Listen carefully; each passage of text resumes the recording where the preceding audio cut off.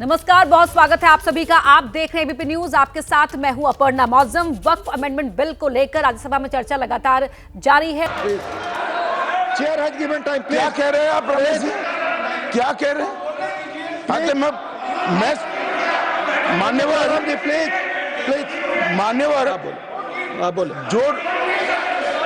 जो डिस्प्यूट है वो इतना ही है कि अगर ट्रिब्यूनल के फैसले से कोई असंतुष्ट है तो ये भूमि का मामला है, इस पर सिविल सूट होना चाहिए। सिविल सूट में अधिकारों के बहुत वाइड रेंज होती है। इन्होंने इस पर अपील का प्रोविजन 2013 के कानून में रखा ही नहीं है, तो रीट के कार्य क्षेत्र में हाईकोर्ट के सामने जाता है। रीट का कार्य क्षेत्र बहुत संकरा होता है, तो जो ट्रिब्यूनल का फैसला होता है वो फाइनल होने के चांसेस 99% हो जाते हैं। जिनकी भूमि है इसका अधिकार जाता रहता है। मान्यवर, एक गलतफहमी फैला रहे हैं। प्लीज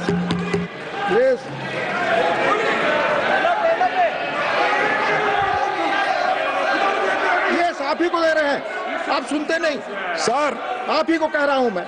सॉरी, अब शुरू की। देखिए साहब, वो बात कर रहे हैं और हमने रिजू जी साहब का तो बहुत शांति के साथ सुना, और रात में भी कल आपका भाषण वहां पर भी टीवी में पूरा सुना। कम से कम वो जो उन्होंने तैयारी करके लाए हैं, उन्होंने भी पढ़ के आए, वो तो कोई ऐसे वैसे बात नहीं कर रहे हैं। इसके ऊपर गंभीरता से अध्ययन करके वो आए हैं। उनका फ्लो बीच में चले जाता, विचार चले जाता।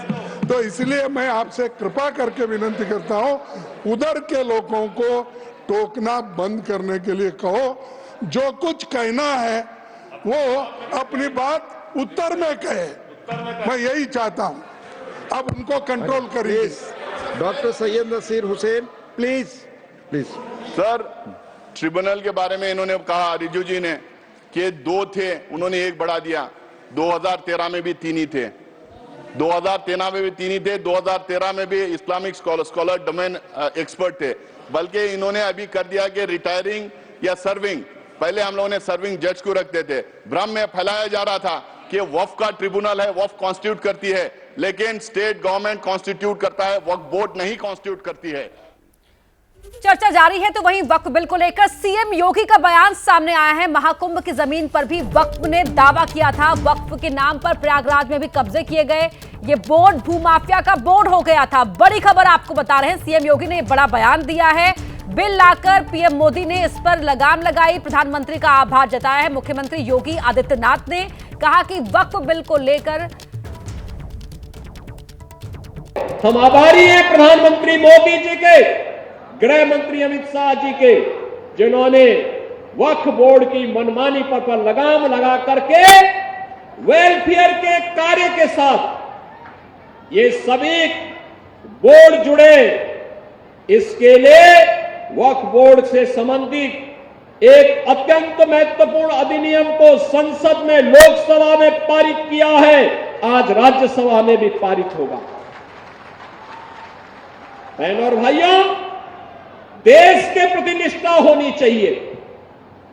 अपने आप ही नियंता तो नियत साफ है, तो नियंता मार्ग प्रशस्त कर देता है, अपने आप रास्ता बनाता है। और रास्ता क्यों नहीं बनेगा, अवश्य बनेगा। आखिर ये प्रयागराज हमारा पवित्र धाम था। देश और दुनिया से आने वाला कोटि कोटि श्रद्धालु यहां पर आकर के श्रद्धा से सिर नवाता था, लेकिन प्रयागराज की भूमि पर यहां के माफिया कब्जा करते जा रहे थे। यहां के अस्तित्व के साथ खिलवाड़ कर रहे थे। यहां के नागरिकों के जीवन के साथ खिलवाड़ कर रहे थे।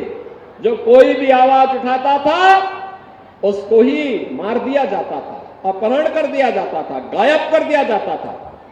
अब ये नहीं चलेगा, अब ये नहीं चलेगा। और आइए वापस रुक करते हैं राज्यसभा का।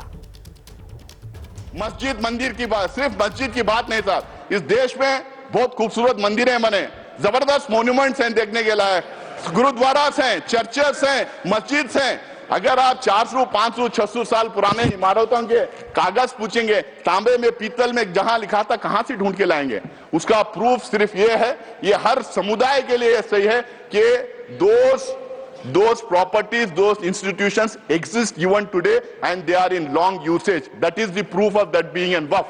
There is waqf by user, there is temple by user, there is gurudwara by user, there is church by user, there is mata by user, there are so many religious institutions by user. किसका proof मांगेंगे? जब हमने बोला तो ये बोले कि हम प्रोस्पेक्टिवली अब ये करेंगे, रेट्रोस्पेक्टिवली नहीं देखेंगे। भाई जो रजिस्टर्ड नहीं है वक्फ बाय यूजर, अगर 200-300 साल पुरानी है तो उसको कैसा मानेंगे आप ये कह रहे हैं कि और दूसरा उसमें ये बोल रहे हैं कि डिस्प्यूटेड है। तो मैं प्लेसेस ऑफ वर्शिप टैग की बात कर रहा था। अगर डिस्प्यूटेड है, गवर्नमेंट है, तो फिर हम नहीं करेंगे। बट डिस्प्यूटेड कैसा है? डिस्प्यूटेड तो एक ही थी, वो बोले थे अयोध्या का मसला छोड़िए, बाकी के पूरे इसमें आ जाएंगे। आप कैसा डिस्प्यूटेड पुराने इदारों के डिस्प्यूट कैसा हो जाएगा? ये खोज रहे हैं बार बार देश में दंगे फसाद करवाने का। ये डिस्प्यूट करना, दंगे फसाद करवाना, अपना वोट बैंक क्रिएट करने की राजनीति कर रहे हैं वक्फ बाय यूजर को निकाल के। और दूसरा, अब ये कह रहे हैं कि हम उसको ले लेंगे। अब मेरा टाइम बढ़ा है, मेरा पार्टी का टाइम ऑलरेडी मैं मेरे पार्टी हमारे पार्टी का समय बाकी है, इनको 25 मिनट दीजिएगा। और उससे ज्यादा साहब ने कहा था। प्लीज तो सर अब एक बोलिए 25 मिनट क्या 30 मिनट? समय यहाँ 20 मिनट लिखा हुआ है। देखो साहब, मैं 20 मिनट रात के 2:30 कृपया समय देखिए। मैं ऑलरेडी माननीय एलओपी ऑलरेडी बोलने से अतिरिक्त समय दिया मैंने।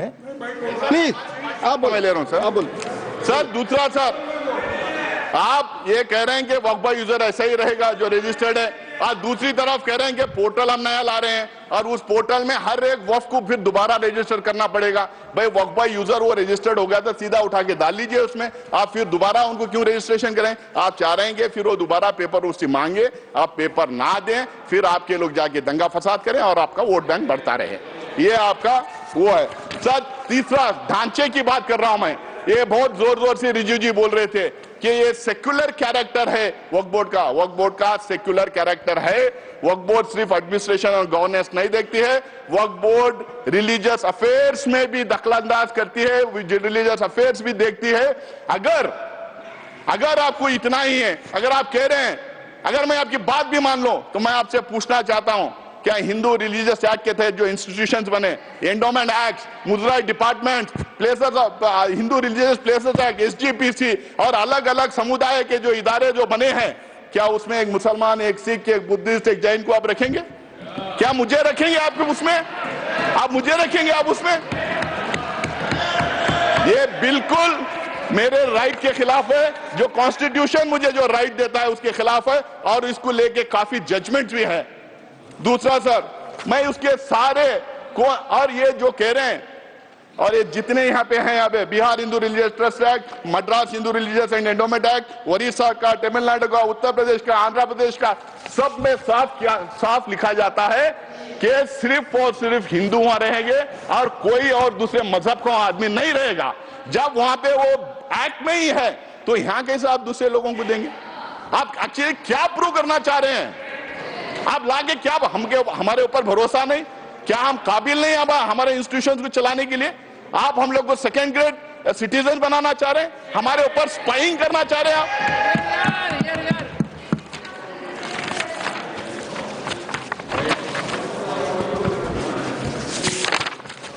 सर सीईओ को लाने की बात थी कि मुस्लिम सीईओ नहीं रहेगा, दूसरा आएगा। वहां पे भी मैं तमिलनाडु, तेलंगाना, आंध्र प्रदेश के मैं एक्ट बताता हूं, वहां पे भी कहा गया कि sir finally, sir please finally, नहीं सर मैं थोड़ा टाइम लूंगा, खत्म करें। नहीं फाइनली अब 25 मिनट हो गए sir. Finally sir, finally please do not take sir नहीं फाइनली 3-4 इश्यूज के बारे में बोलूंगा सर। रिजू जी कल भी बोले, आज भी बोले 123 प्रॉपर्टीज को लेके भ्रम फैलाया जा रहा है। ये सारे के सारे 123 प्रॉपर्टीज आके या तो दरगाह है, या तो मस्जिद है, या तो कब्रिस्तान है, या तो ईदगाह है। ये झूठ है। ऑथेंटिकेट करो, धन्यवाद। ऑथेंटिकेट करो। उसकी लिस्ट में आपको देना चाह रहा हूं। ऑल 120 और इसको धन्यवाद। आपकी बात जयराम जी, धन्यवाद। Jairam ji, another 5 minute, doctor Radha, another 5 minute, doctor Radha Mohan Das Agarwal. नहीं, आपकी बात। माननीय जो भी असंसदीय शब्द अगर आप इस्तेमाल करेंगे वो रिकॉर्ड में नहीं होगा। Please please.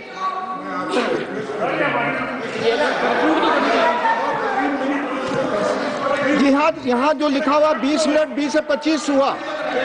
आपकी पार्टी का समय जाएगा, आपकी पार्टी का समय जाएगा। प्लीज बोले आप। मेरे 2 मिनट पार्टी और। के समय में दे दो। 2 मिनट में और खत्म करें देखो प्लीज। साहब, मैं बोल रहा हूँ 2 मिनट में और मेरे खत्म पार्टी करें। के समय में 3 मिनट दे दो। 2 मिनट में और खत्म करें। सर, ये 123 एकर्स, 123 प्रॉपर्टीज जो बिल्कुल रिलीजियस प्रॉपर्टीज है। ये लुटियंस दिल्ली जब बना रहे थे, न्यू दिल्ली जब बना रहे थे 1910 में, अंग्रेज गवर्नमेंट ने पूरा का पूरा ये एरिया अक्वायर किया था। जब मुसलमान जाके उनके मिले, वो बोले कि ये 123 प्रॉपर्टीज वक्फ के पास ही रहेंगे, पोजीशन उनके पास ही रहेगा, बट गवर्नमेंट का नाम रहेगा जब तक ये सिटी नहीं बन जाती। बनने के बाद उन्होंने दोबारा वापस उसको वक्फ को दिया था। आज भी, जब से लेके आज भी 123 प्रॉपर्टीज ये पोजीशन वक्फ में ही है, बिल्कुल वक्फ में ही है। और जब 2013 में गवर्नमेंट 2013 में जब इसको डी नोटिफाई करने की बात आई, सरकार ने हाईकोर्ट ने सरकार को बोला था कि आप जल्द से जल्द इसका रिजॉल्व करो। तो जल्द से जल्द रिजॉल्व करने के चक्कर में उस टाइम पे डी नोटिफाई किए। आज इन्होंने 1 मैन कमीशन बनाया था, उसका रिपोर्ट सबके सामने क्यों ना रख देते? उसको पारी कर दिया। 2 मैन कमीशन बनाया था, उसका रिपोर्ट रख दीजिए लोगों के सामने, आपको पता चल जाएगा वो प्रॉपर्टीज हैं या ना है। ये झूठ बोलना, लोगों को गुमराह करना, मिसगाइड करना बंद करें। दूसरा सर, ओके सर, ओके खत्म हुआ। सर दूसरा सर, नहीं खत्म हुआ। मेरे हमारे पार्टी का टाइम ले रहे हैं सर। जितना उन्होंने बोल दिया, एलओपी ने बोल दिया, एलओपी ने बोल दिया सर, एलओपी ने बोला। दूसरा केरला की बात ये करते हैं, केरला की बात ये करते हैं, केरला की बात ये करते हैं। मैं इनको ऑथेंटिकेट करने के लिए कहता हूं, वक्फ बोर्ड कभी ये नहीं क्लेम किया उनकी प्रॉपर्टी है। कोर्ट ने 2 टाइम ये डिक्लेयर किया वक्फ प्रॉपर्टी है। तीसरी बार जुडिशियल कमीशन ने कहा वक्फ प्रॉपर्टी है। लेकिन मैं आज भी यहां पे कहता हूं, कांग्रेस पार्टी की तरफ से मैं यह कहना चाहता हूं, जितने गरीब लोग वहां रह रहे हैं, जो फिशरमैन है, पूरे इंडिया की तरफ से मैं कहना चाहता हूं, जो फिशरमैन है, जो गरीब है, जिन्होंने जमीन खरीदी थी, कुछ लोग ऐसे ही रह रहे हैं, उनका इंटरेस्ट प्रोटेक्ट किया जाएगा, उनको वो जमीन दिलाई जाएगी। लेकिन वक्फ बोर्ड को बैन करना बंद करें। डॉक्टर धन्यवाद। No nothing sir. Doctor Radha Mohan Das Agarwal, no more, no please. और आइए सीधे रुख करते हैं राज्यसभा का। 2014 में माननीय प्रधानमंत्री बने थे। उनके दृष्टि में कभी हिंदू और मुसलमान नहीं होता था, उनका सिर्फ एक नजरिया होता था, गरीब और अमीर। आप गौर कीजिएगा, यह सदन गौर करेगा। हम जनधन योजना लेकर के आए, 42% लाभार्थी मुस्लिम थे। हम प्रधानमंत्री आवास योजना लेकर के आए, 31% लाभार्थी मुस्लिम थे। हम उज्ज्वला योजना लेकर के आए, 37% लाभार्थी मुस्लिम थे। हम मुद्रा योजना लेकर के आए, 36% लाभार्थी मुस्लिम थे। हम स्किल इंडिया लेकर के आए, 22.7% लाभार्थी मुस्लिम थे। हमने प्रधानमंत्री एम्प्लॉयमेंट गारंटी प्रोग्राम चलाया, अध्यक्ष महोदय 70% अधिक मुसलमानों ने उस योजना का इस देश में लाभ लिया। मेरे पार्टी की बैठक है, मुझे बताना नहीं चाहिए, लेकिन मैं कहूंगा, माननीय प्रधानमंत्री इसी बाल योगी सभागार में हम सारे सांसदों की बैठक ले रहे थे। उन्होंने क्या कहा हमसे? उन्होंने कहा, लोग कहते हैं कि मुसलमान भाजपा को वोट नहीं देते। आपको याद होगा मित्रों, उन्होंने कहा नहीं, ये गलत है, देते हैं।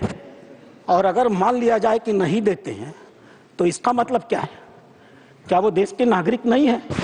क्या उनके काम नहीं होने चाहिए? क्या उनका विकास का काम नहीं होना चाहिए? हम सारे सांसदों को उन्होंने मीटिंग में कहा, अपने काम को करते समय